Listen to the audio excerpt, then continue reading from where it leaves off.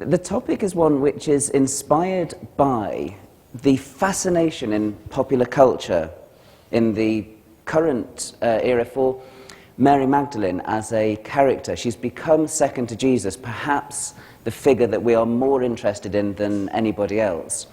And in a lot of recent work on the New Testament and early Christianity, the question has been seriously raised, not only in popular culture, but also in academic work. Could Jesus actually have been married to Mary Magdalene? And I want to explore that topic today and work through some of the popular culture elements that are feeding their way into the scholarship, but then look at the way that the scholarship, in turn, is feeding into the popular culture. It's a really interesting phenomenon watching the relationship between interest in the wider public and interest within the guild on this subject.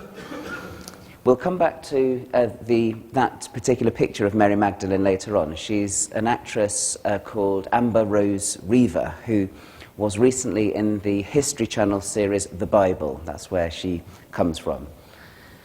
But the thing that has really increased interest in the possibility that Jesus was thought of as a married man was a discovery in September 2012, very recent, by, well, we don't know exactly who, but publicized by Karen King, Professor Karen King of Harvard. And it was announced in September 2012 that a very small papyrus fragment, which Karen King labelled the Gospel of Jesus' Wife, had been discovered. The difficulty, like a lot of these things, is that it emerged from a private collector who wished to remain anonymous, so we have absolutely no provenance at all for this piece, which is always, of course, the archaeologists and the biblical scholars' worst nightmare, because we simply don't know where it came from. One of the problems, of course, with unprovenanced artifacts, as you'll all know, is that it doesn't mean that they are forgeries, but it means that the question of forgery is always going to be raised a little higher up in the agenda than if it's something that came from a licensed dig or that was found in a tomb while people were excavating a building, or so on. So we don't know where it came from, but we do know where it arrived. It arrived in Harvard. Karen King took a look at it, and she was convinced that this was an authentic, probably 4th century Coptic text in which Jesus speaks, apparently, about having a wife. That's what the fragment looks like. Although it's projected quite large on the screen, it's actually about the size of your cell phone. Perhaps even if you've got a large cell phone, your cell phone's bigger than this fragment. That's how small it is. It's a really tiny piece of papyrus. The reason it's so interesting is the piece that I've circled in red on the PowerPoint, which I realise that not all of you will know Coptic, but I think it's always nice, even if one doesn't have the language, still to be in touch with the actual artifact. And the bit I've circled is Tahime in Coptic, which transliterated on the screen there, and translated means my wife. What Jesus says is, my wife, and then sadly the fragment tapers off, so we don't know what he's saying about his wife. There was my favourite guess. At the time there were 1 or 2 people that were tweeting possible things that Jesus was saying, but my favourite one was Colbert. Actually, no, it wasn't Colbert, I beg your pardon, Jon Stewart on The Daily Show suggested that the rest of the line would have read, my wife? What do you mean, my wife? I haven't got a wife, which was my favourite way of completing the sentence. But there's the fragment again. It's only about 8 or 9 lines, depending on how you count them. But one of the curiosities is we don't just have my wife, but we also apparently have her named, and that's her name circled there, and it's the name Mariam. Mary, which we know very well from early Christian sources. Of course, it's one of the most popular Christian names from antiquity. And of course, it's one of the most popular Jewish names from antiquity, and that is why it's one of the most popular early Christian names. Lots and lots of women in the New Testament are called Mary. There are at least 5 Marys in the New Testament. 2 of them are particularly famous, Mary, the mother of Jesus, and Mary Magdalene. But there are at least 3 others, and there might even be more. It depends on certain characters whether they're the same one or a different one. So she appears to be called Mary. Jesus talks about her wife, and she appears to be called Mary.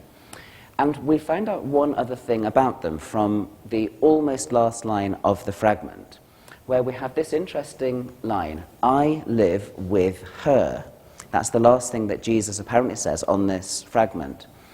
Now that line itself is fascinating, because as soon as you see a fragment in which Jesus talks about his wife, if it's emerging from the 4th century or so, our first natural assumption would be Jesus is talking about the church. It's the obvious assumption, isn't it? He's talking about his bride, the church. Jesus often depicted in the New Testament and other early Christian texts as the bridegroom who marries his wife, the church. But this is why this fragment is really curious. It doesn't appear to be using that rich symbol from early Christianity. Rather, it appears to be talking about a literal wife, Mary, with whom Jesus lived. And that last line, I live with her, does appear to suggest that Jesus is engaged in a relationship with this Mary. So the stakes are quite high in this fragment. It's definitely something which scholars of early Christianity will be fascinated with. Now, we'll come back to the Gospel of Jesus' wife in due course. But of course, one of the reasons why in our 2013 culture we find material about Jesus' wife more palatable, more easy to cope with, is because there's been a major change in popular culture brought about by the Da Vinci Code, Dan Brown's famous novel. That's a photograph of the film poster. The film came out in 2006, and the book of the film somewhat earlier.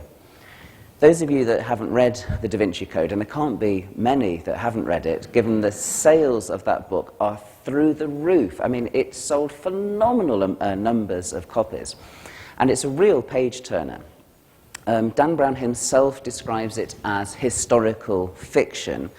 Most New Testament scholars would say it's more fiction than history, but nevertheless it is based on certain observations that Dan Brown made about ancient documents.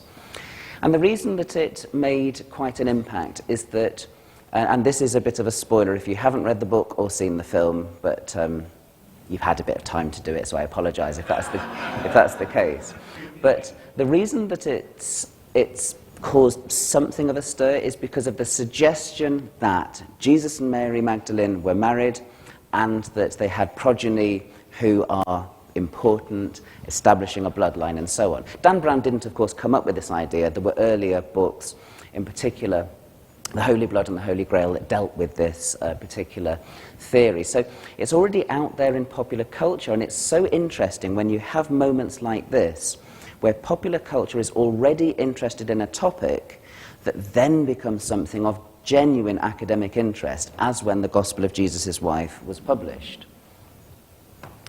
When Dan Brown's book came out, a lot of scholars of the New Testament, including at least 2 people who were at the Bib Fest this year, Bart Ehrman and Ben Witherington III, wrote books in which they used Dan Brown's Da Vinci Code as a teaching moment. We all like those teaching moments where we have something that we can use to bounce off, to talk to our students about.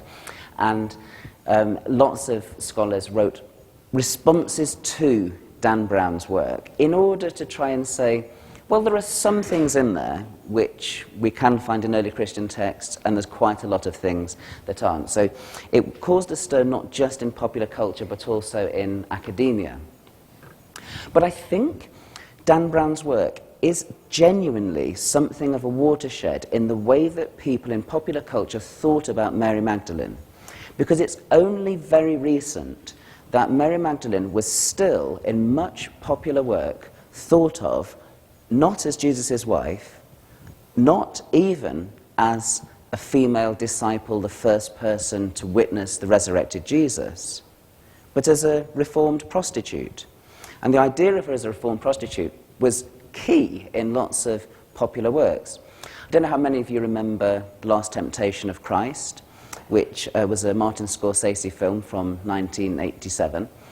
And when I was an undergraduate in Oxford when this film came out, and I remember various members of the Christian Union picketed the cinema where it was being shown. It was a controversial film because it has a scene in which Jesus is depicted having sex with Mary Magdalene, about more of which anon. But I remember going up to the cinema, and one of my friends was there, and she said, "Great, you've come to join the picket, have you, Mark?" I said, "No, I've come to see the film." I said, I'm absolutely fascinated. And I disappointed her greatly with that. The film's based on a book by Nikos Kazantzakis, a Greek book, which has been translated into English. And the character of Mary Magdalene in this film is played by Barbara Hershey. And there are several scenes. They're not quite pornographic, but they're not even really soft pornography, but they are verging on it. And it's quite clear that Scorsese is using the scenes, especially earlier in the film, where Mary Magdalene is seen in the brothel. He's using them to titillate the viewer to some extent. And Jesus himself goes and visits Mary Magdalene in the brothel and sees her with various of the people who visit. And she's somewhat horrified when she realizes that Jesus knows what she does. And we hear her story, which is a story that has been part of mainstream Western Christian culture for years, less so in the East, but mainstream Western culture that sees Mary Magdalene as an absolutely key figure because of her nature as a reformed prostitute. Now, the really key bit in the film, the really key scene, occurs when Jesus is on the cross. This is the last temptation of the title of the film. What happens is, when Jesus is on the cross, he has a hallucination in which a young girl appears to him and persuades him to come down from the cross and imagine what his life would have been like if he wasn't crucified and if he hadn't died. In the book, he's described as a young Arab boy, but Scorsese changed it to a young British girl. I actually looked her up. She's now a dance instructor in London. She did a little bit of child acting, and now she's a dance instructor in London. It's a brilliant performance, utterly compelling. And what she does is she walks Jesus through his life, the kind of life that he would have had if he didn't get crucified on the cross. And you probably can't see that picture ever so well, but this is a close-up of the controversial scene in the film, in which Jesus imagines himself having sex with Mary Magdalene. It's reasonably tastefully done, but nevertheless it is absolutely unmistakable that they are having sex.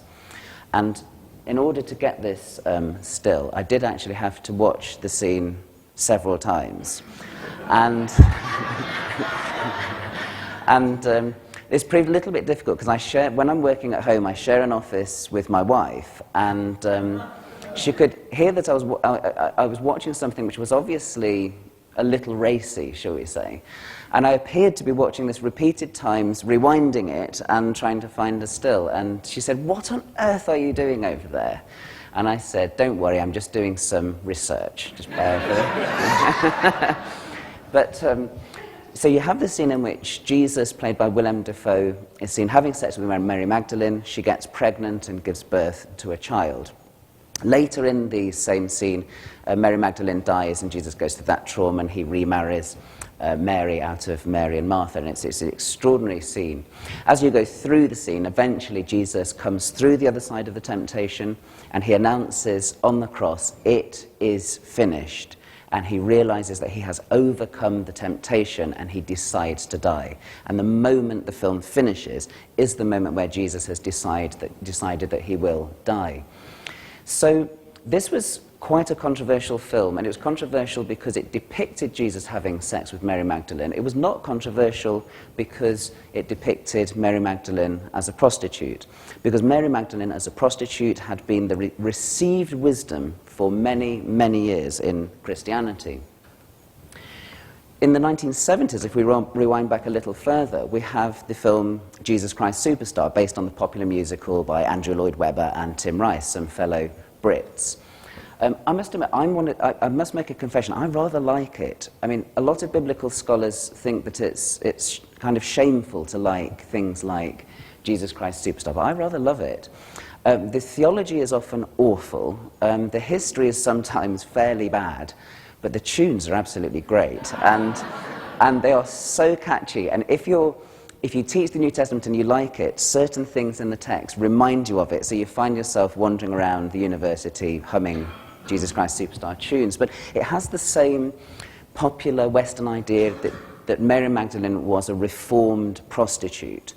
And it uses the idea of Mary Magdalene as the reformed prostitute as a means of spinning a story about how Mary does not know how to love Jesus. And its most famous song is Mary, played in the film by Yvonne Elliman, singing, "I don't know how to love him." And she sort of thinks about the men she's been with in the past, and does she have the same relationship with Jesus in her new life? She, in the film, is a conflation of about 5 different people from the Gospels. She has elements of Mary Magdalene, she has elements of Mary of Bethany, she has elements of the sinning woman from Luke chapter 7, and she has elements of the Samaritan woman in John 4. I mean, she is all sorts of people conflated into one person so that they can create a sort of rounded character. This was 1973, the film of Jesus Christ Superstar. And one of my loves of my life, non-academic interest, is the Swedish pop group ABBA. And where possible, I like to shoehorn a reference to ABBA into talks. It's usually quite difficult, but in this case it's terribly easy, because Agneta Fältskog from ABBA played Mary Magdalene in the Swedish version of Jesus Christ Superstar. And you can actually watch her performance of I Don't Know How to Love Him on YouTube, and it's absolutely gorgeous. I think it's beautifully sung. So that's my obligatory reference to ABBA. But what we want to know is how have things changed from that time where Mary Magdalene in popular culture was a reformed prostitute to the time now where we're talking openly about Jesus having a wife and not looking like Oprah, but looking like Mary Magdalene. How did we get to this point, and how plausible is the case? Well, for that we need to look again at the Gospel of Jesus' wife, and to look again at what Karen King has done on this. The strange thing about the Gospel of Jesus' wife, and I'm going to argue in a moment that I think it's a forgery, but I want to preface what I say by saying I absolutely don't think that in any way Karen King is complicit in this. I think she's behaved honourably in the entire process, and none of what I say has any direct criticism of Karen King, whose scholarship I greatly admire. In fact, her book on the Gospel of Mary, which I'll mention a bit later on, is a fabulous piece of scholarship. So I do just want to make that absolutely clear. I'm certainly not accusing her of complicity in this at all. I think she behaved very honourably, she consulted with colleagues about this, and she put it out there into the public domain to say, what do you all think of this? Which is exactly what she do, produce great pictures, let people have a look at it, and so on. Now, that's the fragment again of the Gospel of Jesus' wife, and one of the curiosities about the piece, when several of us started staring at it, is that in all sorts of respects, it resembles the Gospel of Thomas, including direct apparent copies of lines from the Gospel of Thomas, including even line breaks. And to make clear what I'm talking about there, I should explain that we only have one complete copy of the Coptic Gospel of Thomas. We've only got one complete copy of the Gospel of Thomas, and it's in Coptic. It was discovered in Nag Hammadi in Egypt in 1945 in a jar. And the curious thing about this fragment is that it doesn't just have close similarities with the Gospel of Thomas, it even shares the line breaks from that specific text of the Gospel of Thomas. To make that a little clearer still, in antiquity, in Coptic texts like Greek texts, you don't end the line necessarily at the end of a word. quite often you end the line in the middle of a word and begin it in the middle of the next word. Therefore, line endings and line beginnings are arbitrary. It just depends on how much space you've got in the manuscript. So when you see close parallels, not just to language, but also even to the construction of the piece, it becomes quite interesting. That's a page from the Gospel of Thomas, as discovered at Nag Hammadi, and the piece that I've circled is the same line that you see as the first line of the Gospel of Jesus' wife. And that's a close-up of the same pieces. It's basically, to me, for my mother, ... It's something like that. And what we see in the Gospel of Thomas and the Gospel of Mary is parallels that are so precise that every single line of the Gospel of Jesus' wife has a parallel in the Gospel of Thomas, usually very close parallels. And you might say, well, that's no big deal. Matthew has lots of parallels with Mark, Mark with Luke, and so on. It actually is unusual in an early Christian Coptic text to have so many very, very close parallels with another text. But it's difficult always to be certain about these things, isn't it? Unless you can find some kind of indication that's more close about the possible origins of the piece. Well, several of us spent some time last September, October, November staring at this piece. And one thing that we began to wonder about is, could it be that a forger, a modern forger, had copied the text from an internet version of the Gospel of Thomas? It was just one idea that we floated as we were chatting with one another. Andrew Bernhard is the name of the person that I spent a lot of time talking to about this. And Andrew and I noticed that there were certain peculiar similarities between the internet, interlinear version of the Gospel of Thomas and the Gospel of Jesus' wife. In other words, it's not only that the Gospel of Jesus' wife has parallels with the Gospel of Thomas, it's not only that it has parallels with the Coptic Gospel of Thomas, it's that it has parallels with an internet version of the Gospel of Thomas. Let me explain what I mean. The internet interlinear Gospel of Thomas provides a line of Coptic text from Thomas and then an interlinear English underneath so that people can read the Gospel of Thomas. And there is one key point in the text where the person that was transcribing the interlinear made a mistake. He missed a letter out. In Coptic, you need a lot of the time a direct object marker. You don't need to know the full details of this, but basically what happens is you have an untranslatable letter in the text which is just saying this is the direct object. And there is one at a certain point in the Gospel of Thomas which Mike Grondin, who made the copy, simply forgot to copy. It's a genuine typo. He just didn't notice this letter mu. That's the page of the text. And the bizarre thing is, exactly at the place where Mike Grondin makes that error, I asked him, I've been corresponding to him about it to ask when he put it on the web. And he said he put the whole thing on the web in about 1996. So at some point subsequent to 1996, I think the forger of the Gospel of Jesus' wife was using Mike Grondin's interlinear of the Gospel of Thomas. That's a close-up of it. We have before it's a pi there in Coptic like in Greek, but there should be a mu, like a letter M, just before it, and it's missing both in the Gospel of Jesus' wife and in Mike Grondin's interlinear version of the Gospel of Thomas. I think it's not decisive, it's not incontrovertible, it could be a coincidence, but I think it's very surprising that we have that same error apparently carried over. So if I were a betting man, and I'm not, I would actually put money on the Gospel of Jesus' wife being a forgery. I don't know who did it, I don't know how they did it, I don't know when they did it, but I'm pretty sure that it's not authentic. I can talk a little bit, if anyone's interested, about some of the details of what's happened since then. The story has gone to ground a little bit because several of us did put the case out there that it was forgery. It made it into some of the papers, the forgery case. And the story it's gone a little quiet over the last few months. And Smithsonian Channel, which has made an entire documentary on this, an hour-long documentary called The Gospel of Jesus' Wife, has actually not shown the documentary yet because it wants to be sure that the piece has a good chance of being authentic before it airs the documentary. Now, it's not just, if you just pause for a glass of water if you don't mind.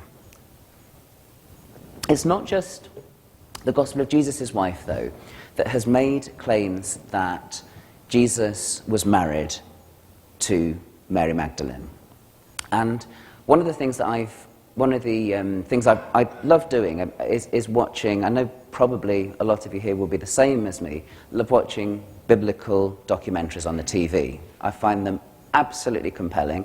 I think part of it is that I don't have a very good imagination. I can't imagine, for example, what first century Jewish tombs look like without seeing them. So if someone shows me a lovely documentary in which they go inside a first century Jewish tomb in Jerusalem, I am captivated by that. And not just that, but a whole range of other similar things. I just want to see it, and I want to see it done well, and there are many that are done absolutely beautifully. Now, one filmmaker called Simcha Jakubowicz, that some of you will know his work. He works often with another person who's at the Bib Fest this year, James Tabor, and a good friend of mine. Just say that because I'm going to say something critical in a minute. But Simcha Jakubowicz argues that the tomb of Jesus has been found in Jerusalem. It's in Talpiot in East Jerusalem.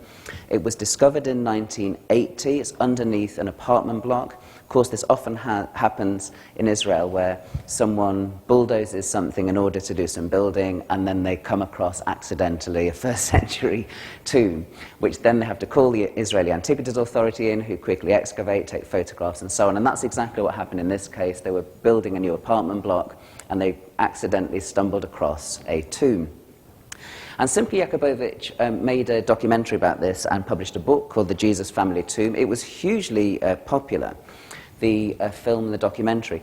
And it actually had as its executive director James Cameron, famous from Avatar, Titanic, and films like that. And Cameron himself was really enthusiastic about the whole project. Now, the reason that this tomb caused interest wasn't just because it was a first century Jewish tomb, which is interesting, I think, in itself. I mean, that I'm already caught there without anything extra. But Simcha and James, and one or two other scholars as well, argued that this had a very, very, very high chance, high probability, 600 to 1 are the exact odds they give, of being Jesus' family tomb. And the grounds on which they claim this is that the ossuaries, the bone boxes found in the tomb, bear the names of several people that we know from the New Testament. If we were to anglicize them, which I've done here, rather than put them in Hebrew and Greek, they're mainly in Hebrew, but one is in Greek. They're Jesus, son of Joseph, Mariamne, Mary, Joseph, Matthew, and Judah, son of Jesus. And that's a picture of the front of the Talpiot tomb, which looks kind of gorgeous, I think. And the figure, of course, of interest to us is the figure of Mary Magdalene. We get the line on the website, was she simply a repentant prostitute, or was she really Jesus' wife? Learn about what's at stake in this debate and what's really behind Dan Brown's conspiracy theory. So they claim to have found Mary Magdalene's bones in the tomb, or at least the bone box containing Mary Magdalene's body. This is a close-up of the inscription on the alleged Mary Magdalene tomb. Ossuary rather, and they read this as Mariamne Mara, and they suggested that her name was most likely Mariamne, and that the term Mara, which means in Aramaic something like master, was them talking about Mary as a master, as a teacher of other people in early Christianity. The term Mariamne itself, they pointed out, is not used often in the first 2 or 3 centuries, and the only Christian character that, or person referred to in Christian text that has that name is Mary Magdalene. It comes in 2 texts, the Acts of Philip, and also Hippolytus refers to her that way. So they argue that this was a unique identifier for Mary Magdalene. Mariamenu Mara, that's the close-up, Mary the Master.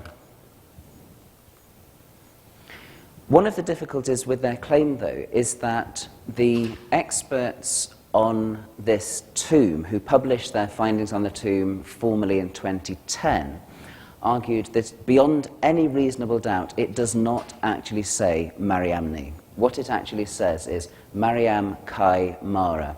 It's either Mary and Mara, or Mary, the one also known as Mara. So it doesn't have that link with Mary from the Acts of Philip that is claimed by Jakubowicz, Tabor, and others. But let me explain how it is that they build their case, to explain why I find the case more broadly to be implausible. Jakubowicz argues that when you have a cluster of names that correspond to known names, we should be impressed. So because we've got Jesus, Mary, Joseph, these sorts of names, we should be impressed by that. And to try and explain the point, because as soon as you deal in statistics, on the whole, most of us blank out. We just stop concentrating. So what Simca did is he tried to find a good analogy to explain what it was that he thought he saw in the Talpiot tomb. And what he said was that it's a little bit like if in 2,000 years' time, people excavating in Liverpool found a tomb that featured the names John, Paul, and George.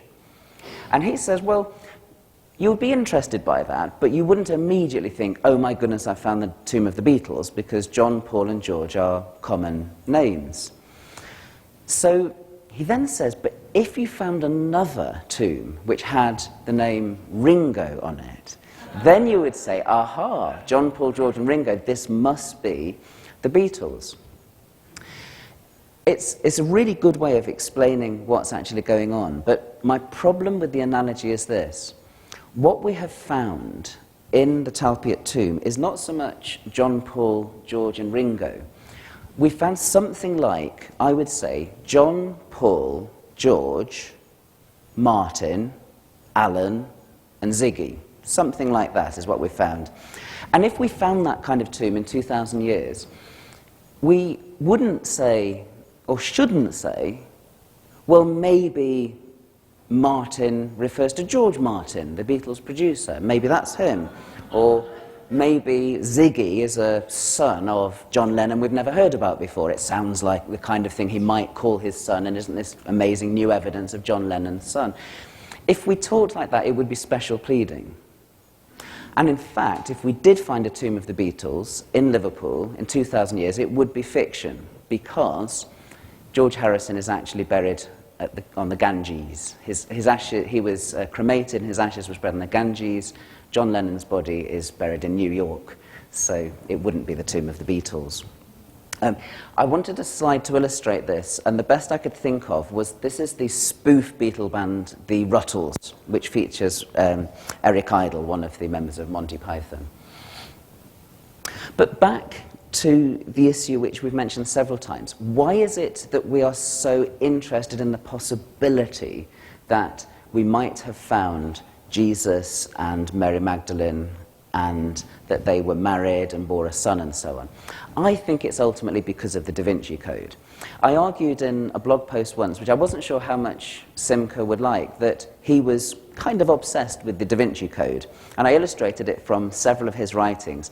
Even his language of decoding. He loves the language of decoding. It's one of his favorite things. It comes from the Da Vinci Code, the idea that texts and artifacts don't need interpreting, they need decoding. And I'm not persuaded that's the best way to go about doing these things. He actually agreed and said, yes, I think that's fair. I do love the Da Vinci Code. So I think he does accept that that is one of the things in his thinking. It's just that he thinks he's found a real-life version of it. So the Da Vinci Code has exercised a sort of influence in popular culture that has driven people back to these sorts of texts. And I think things have changed really from where we were earlier on in the 1970s and 80s, where Mary Magdalene was so often just still a repentant prostitute. And one of the reasons for this is that under the influence of things like Dan Brown, we have actually gone back and started looking again at lots of early Christian texts. And we need to ask, of course, what were the texts that were giving Dan Brown the idea? I mean, he wasn't making this stuff up. And the really key text is a text called the Gospel of Philip, which, like the Gospel of Thomas that I mentioned earlier, is a gospel that was found in Nag Hammadi in Egypt in 1945. It's taken some time, like any new discovery, it takes some decades before it begins to seep into public consciousness, partly because it takes scholars so long to study them and analyse them and publish them and so on. Now, the Gospel of Philip has a couple of extraordinary passages that relate directly and explicitly to Mary Magdalene. The first passage is one that says, "There were three who always walked with the Lord, Mary his mother, and her sister, and Magdalene, the one who was called his companion. His sister and his mother and his companion were each a Mary." And that term companion is the one which gives the idea perhaps Jesus was indeed married to Mary Magdalene, or perhaps Jesus was thought of as having been in a relationship with Mary Magdalene. Now, the Gospel of Philip is almost certainly late. It's probably written in the 3rd century, perhaps as late as the middle of the 3rd century. And I would say it has little to no chance of containing authentic historical Jesus material. Nevertheless, it does witness to an emerging tradition in early Christianity that there was a special relationship between Jesus and Mary. And this is confirmed in the second relevant passage in the Gospel of Philip, which sadly has a lacuna at the key moment. But it goes something like this: "And the companion of the," and then there's a hole in the text, "Mary Magdalene," then there's a hole again, "loved her more than all the disciples and used to kiss her often on her," and then there's a hole in the manuscript. I mean, and isn't that just always the case, that the holes in the manuscript happen at the most interesting moment? So we have no idea what it is that Jesus used to kiss Mary Magdalene on, according to the Gospel of Philip. Most people assume it's lips. Most people assume that if you want to go out of your way to mention something, be lips. The only thing about that interpretation that I'm not entirely sure about is, would it be remarkable enough to mention this, that Jesus kissed her often on the lips? Because a lot of early Christians greeted one another with a kiss, so how unusual was it? But we simply don't know what was in the text at that point. And if you look at Jane Shaberg's excellent book on Mary Magdalene, she has a passage in which she lists every possible option for where it was that Jesus kissed Mary Magdalene. So if you want to see the speculation and all the juicy detail, then that's the place to look. Now, because of that fascinating passage in the Gospel of Philip, and I should just underline, Gospel of Philip is undoubtedly genuine. It was taken out of a jar that had been in the earth, a provenance artifact that had been in the earth for many centuries. But because of texts like the Gospel of Philip, interest in Mary Magdalene has really been on the rise within scholarship as well as in popular culture. And there are many excellent books about her. I particularly recommend Jane Shaber's book, The Resurrection of Mary Magdalene, Esther de Boer's book, Mary Magdalene Beyond the Myth, Karen King's book on the Gospel of Mary of Magdala, all excellent pieces, and it's a fascinating bit of work. I should explain as well that not only do you have the Gospel of Philip talking about her, but we have the Gospel of Mary, which is Mary's own gospel, in which we see Jesus treating Mary as a very special disciple. Not in that one as a companion or kissing her or anything like that, but certainly as a very key companion. This is a fragment from the Gospel of Mary. The Gospel of Mary, like Thomas and Philip, is largely in Coptic, the main text that we have, but there are two Greek fragments of it which show that the Gospel of Mary probably goes back at least to the 2nd century, something like the middle of the 2nd century. It's never talked about in antiquity. We can't find any early church writer that even mentions the Gospel of Mary, but it seems to have been popular enough to have had at least 3 textual witnesses in a pretty early period, which is quite remarkable for a text like that. So it's not just the Gospel of Philip, it's also the Gospel of Mary that has genuinely focused interest in Mary as a character. But the thing about the Gospel of Mary is that there is nothing in there to suggest that Mary was a prostitute. And so one of the things that people have been at pains to point out in these recent texts is the evidence that early Christian authors thought of Mary Magdalene as a prostitute really is just vanishingly small. as soon as you start looking at these texts, you find that it's very difficult to find anybody in the 2nd, 3rd, 4th centuries that were thinking of Mary in this way. So the modern idea of her as a reformed prostitute really is something which emerges from much later Christian reflection. And we saw, as I mentioned, The Last Temptation of Christ, in which Barbara Hershey plays Mary Magdalene as the ultimate reformed prostitute. But I think there's been a real change in recent popular culture as well about the way that Mary Magdalene has been represented. So I think the last gasp for the idea of Mary Magdalene as a repentant prostitute comes in Mel Gibson's film, The Passion of the Christ, in which he has a flashback scene where Mary is clearly identified with the woman taken in adultery that's found in some texts of John chapter 8. And she's identified with him, and you see Monica Bellucci kneeling at Jesus' feet. And it's in that, Mel Gibson participates in that regular legend that Mary Magdalene was a reformed prostitute. But it's 2004, I think, is the last real moment, key moment in popular culture where that older idea of Mary Magdalene as the prostitute is around. In the 2 most recent film adaptations of the Jesus story, I think we've got to the stage where popular culture has been influenced by scholarship rather than the other way around, which I find enormously exciting, because lots of the time the popular culture is causing scholars to look at things in a particular way. What I think is happening now is that the scholarship is being listened to by those who are making films. There are 2 in particular which I draw attention to. One is The Passion, not Mel Gibson's Passion, but I think a really rather good piece made by the BBC in 2008. It was co-produced by the BBC and HBO. It was written by Frank Deasy, and it was produced by Nigel Stafford Clark, who also produced things like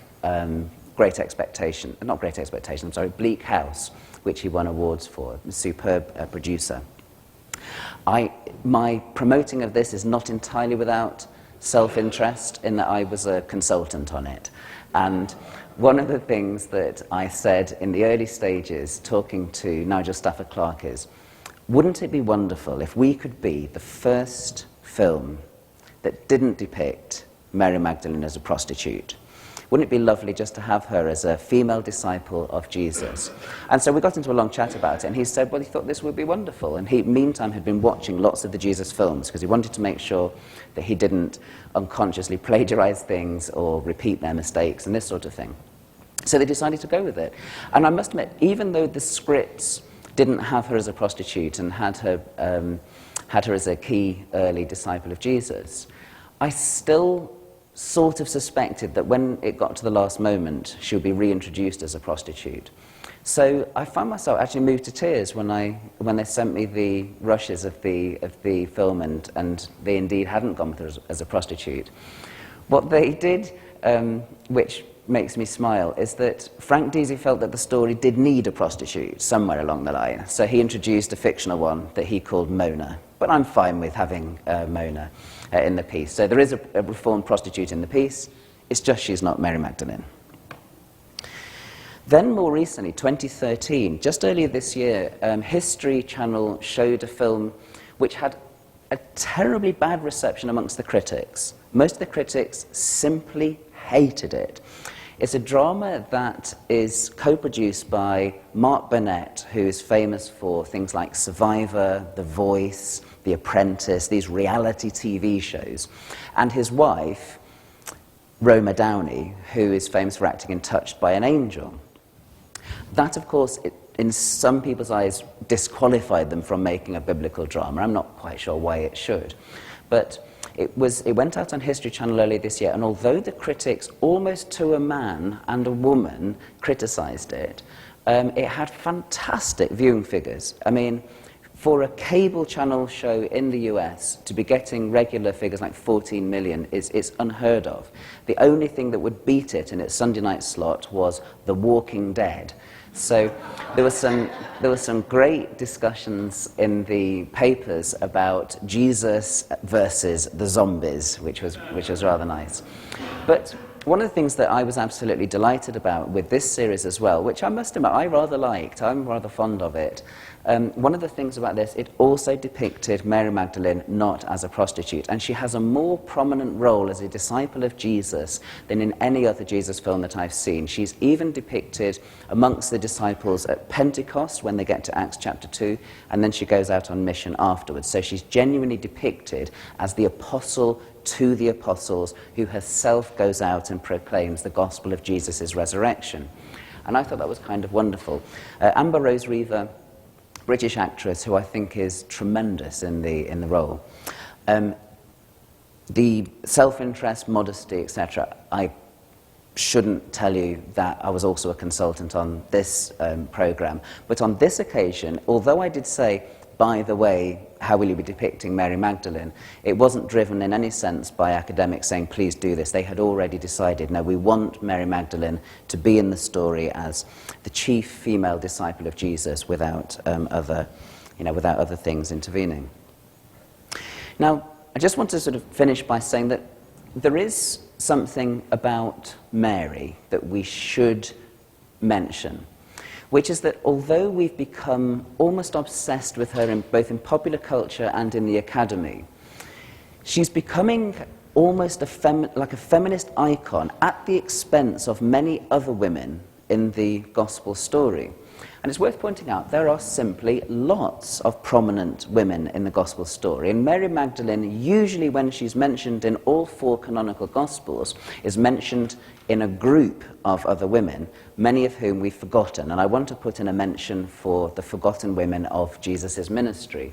So in Luke chapter 8, which is the first mention chronologically in Jesus' mission of Mary Magdalene, we also see Joanna, the wife of Chusa, and Susanna. How often do we talk about Susanna or about Joanna? Or in Mark 15, where we see Mary Magdalene at the crucifixion, at the burial, and at the resurrection, we see her with Mary of James and Joseph and Salome. Or in John 19, we see the mother of Jesus, we see her sister Mary of Clopas alongside Mary Magdalene.